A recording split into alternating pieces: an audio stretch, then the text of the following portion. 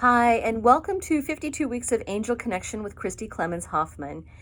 I usually do this as a YouTube live, but I'm having some strangeness going on with YouTube right now. I'm not able to even open it in one browser, and the other browser does not support live streaming and is guiding me to download some software. I need to investigate that, but I didn't want to delay on this. I've got a lot on my plate today.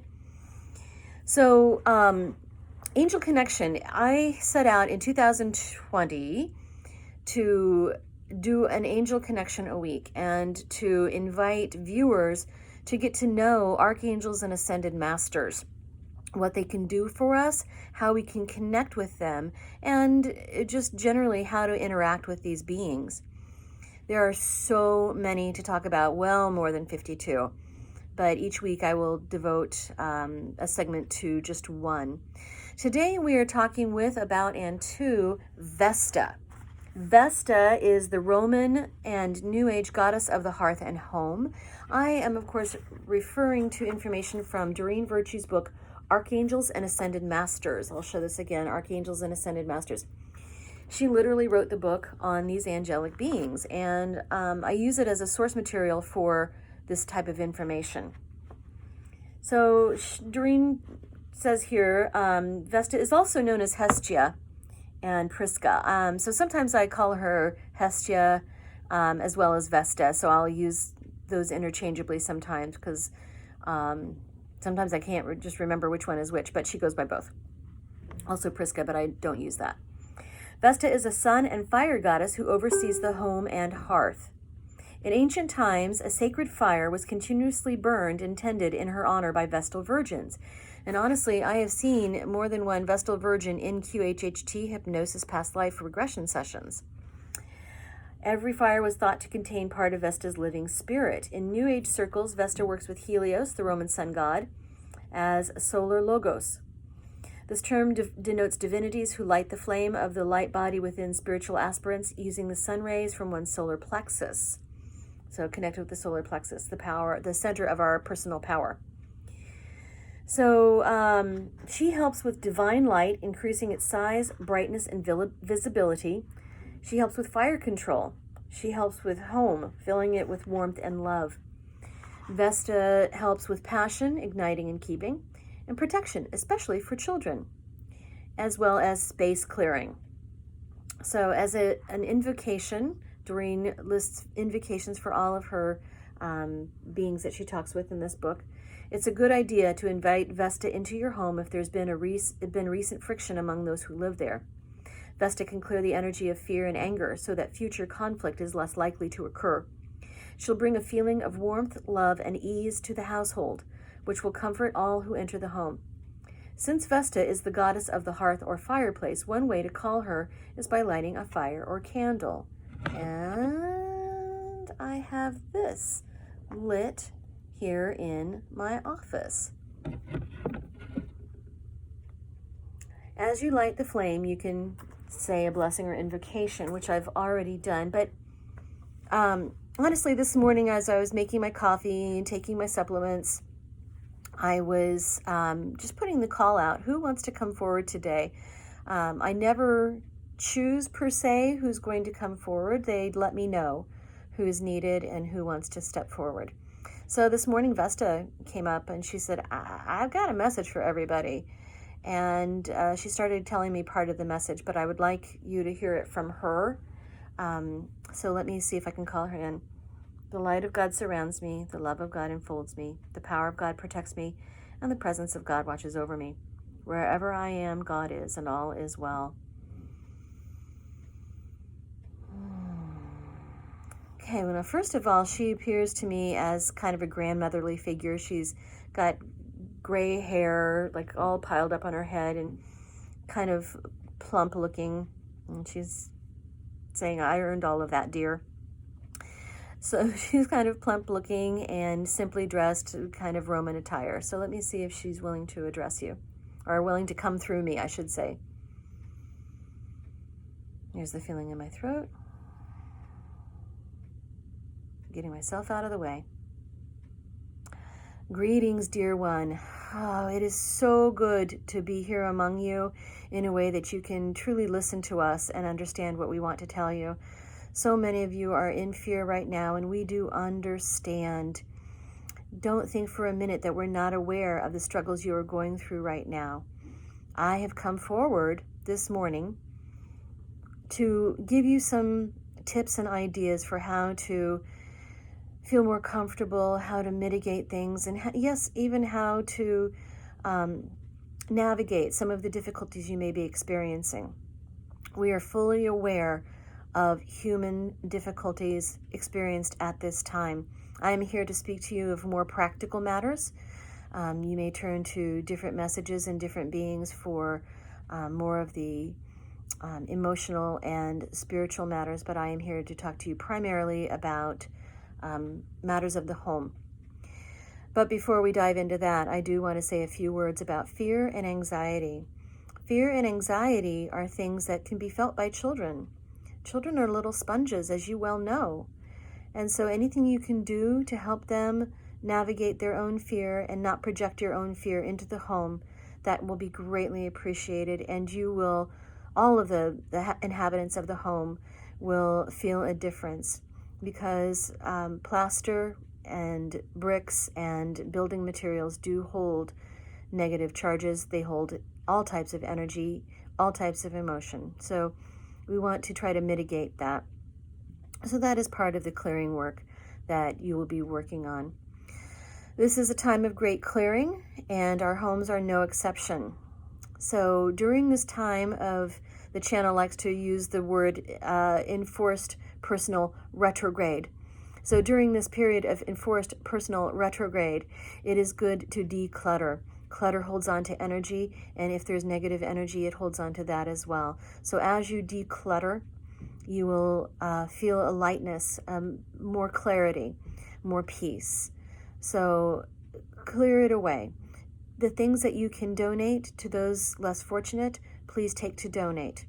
It doesn't take much time to do that, and you can easily load up your car and take it to a donation center. It's a good time to finish up projects that you maybe had started but had not finished. Home projects, yes, but be aware of mental or energetic projects. Perhaps you were meaning to write a story. Maybe you were meaning to write a blog post. Those things are good too, but I'm here to talk to you about finishing the home projects. Maybe you meant to straighten a drawer. Maybe you began building shelves but never finished. This is a very good time to do that. As this period of enforced personal retrograde continues, you will be turning increasingly inward. So it's a very good time to connect with the projects that you have going on right now. This is an excellent time to begin your garden and encouraging others to do the same. In fact, we all on this station encourage all of you on your station to create a garden, even if that's a pot on your ledge, even if that's a windowsill garden, that's fine. It's going to become increasingly important to grow your own food. And so this is an excellent time to plant seeds, to prepare your garden, to till it, to clear it. If you don't have a garden, it's a great time to start one. Pick out a sunny spot and start clearing it. This is also an excellent time to fully clean the house. It is, after all, soon spring, and there is a tradition amongst you of spring cleaning, and there is a tradition amongst all of us as far as spring cleaning. The planet is coming back from its slumber, at least in the northern hemisphere, but on a spiritual level, there's a lot of astrological events and signs and movements geared toward personal regrowth and personal renewal. So this is an excellent time to take care of your home and spring cleaning. Of course, all of you are going to be focused on cleaning germs and viruses, and that's a wonderful thing. But don't forget dust. Dust at this time is also a good thing to clear away. Pet dander, everything else. As long as you're decluttering, you can certainly get to cleaning. Get the children involved as well. Get creative about, well, what needs to be cleaned? What do we touch? Light switches, door handles, and banisters. These are all wonderful things that we touch each and every day, and they should be cleaned. The children can certainly get involved in this. And if there's not enough Clorox wipes or cleaning wipes to go around, you can certainly make your own, and the internet is full of recipes to do that. Even just good old soap and water will work. So get to cleaning. That's another good thing to do at this time. For some reason, you humans are very, very concerned with hygiene and toilet paper. Hygiene is important, but toilet paper, we did without toilet paper for thousands and thousands of years, and you can too. So common sense things tell us. First, be aware of how many times you reach for toilet paper. Do you really need to pick something yucky up with a piece of toilet paper? Would a paper towel do? You blow your noses with it, and that is understandable. Kleenexes are good for that too, but it may be time to get out your old handkerchiefs and your bandanas. That's what people used for thousands of years before you ever invented disposable paper products. Use your old bandanas. That's what they were for. They are washable, which will help the planet. So much of what is going on your planet at this time in your world has to do with excesses anyway. So it's time to return to things that are simpler, using bandanas and handkerchiefs and washing them rather than reaching for Kleenexes or toilet paper. Speaking of toilet paper, there are ways to do less with it. Perhaps if you are, not to be too indelicate, but if you are just urinating rather than doing something messier, then to think about drip drying or using washcloths. Those can be washed. I would recommend putting them in a separate container, perhaps save a bag just for that use, and when that bag is full, then wash them in hot water with lots of soap, maybe a second rinse, but wash them. And then the other thing is, and just save your toilet paper resources for when it might be a bigger job. And so when it is a bigger job, consider if toilet paper is scarce and you do run out, then consider using paper towels. Paper towels might not be as comfortable, but they will certainly get the job done. However, you will not want to flush them down your modern plumbing, because then you will have so many more headaches. Instead, do what the Greeks do. The modern Greeks too. They take their toilet paper and they do not flush it.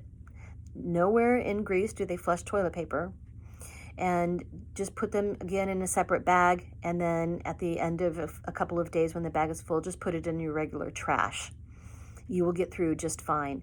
Better yet, if you have the time, hop in the shower and wash yourself.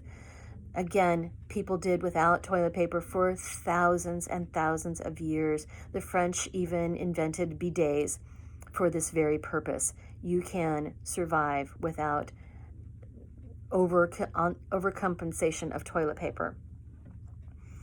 In terms of food, so what we wish to tell you about this is, do pay attention to diet. Eat as nutritionally and healthfully as possible, as much as you can, because you're going to need to keep your resources strong, your physical resources, your physical body. The consensus among many of you is stress eating and eating the wrong things when under stress. Again, be as healthful as possible. And now under this enforced personal retrograde is a time to cook. It's a time to cook and freeze what you cook for later consumption. Do be as healthy as possible. Also move your body. There are many resources out there for yoga, Pilates, Tai Chi, Qigong. Look to YouTube, look to Amazon, look to Netflix. There are resources out there for you.